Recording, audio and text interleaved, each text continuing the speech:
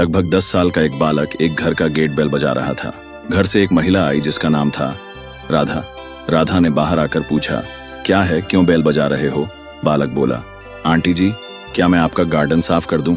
राधा, नहीं, हमें साफ नहीं कराना। फिर हाथ जोड़कर दयनीय स्वर में वह बालक बोला, आंटी प्लीज साफ करवा लीजिए, मैं बहुत अच्छे से साफ करता हूँ। उसकी बात सुनकर राधा द्रवित हो उठी और उस बच्चे को गार्डन साफ करने के बदले कितना पैसा लेगा जब पूछा तो वह बालक बोला, आंटी जी पैसा नहीं चाहिए, आप मुझे बस खाना दे देना। राधा को लगा कि बच्चा बहुत भूखा है इसलिए खाना मांग रहा होगा, मैं इसे पहले कुछ खाना दे देती हूँ। और थोड़ी देर में राधा खाना लेकर आई और बोली, लड़के पहले तू खाना खा ले फिर काम करना। बच्चा बोला, नहीं आंटी जी, पहले मैं काम खत्म कर लूँ फिर आप खाना दे देना। ठीक है, कहकर राधा अपने काम में मशगूल हो गई।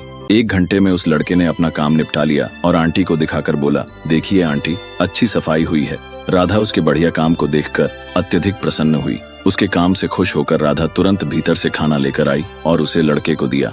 बालक ने जेब से एक थैला निकाला और खाने को उस थैले में रख लिया। ये देख राधा को आश्चर्य हुआ और बोली, तुम्हें तो भूख लगी थी ना, तो फिर ये खाना पैक क्यों कर लिया? तू खाना यहीं खा ले, जरूरत होगी तो और भी दूंगी।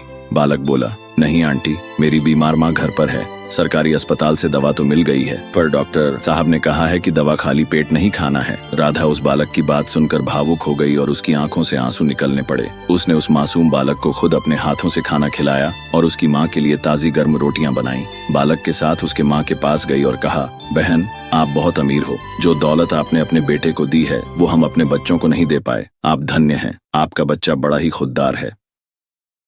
Download ShareChat.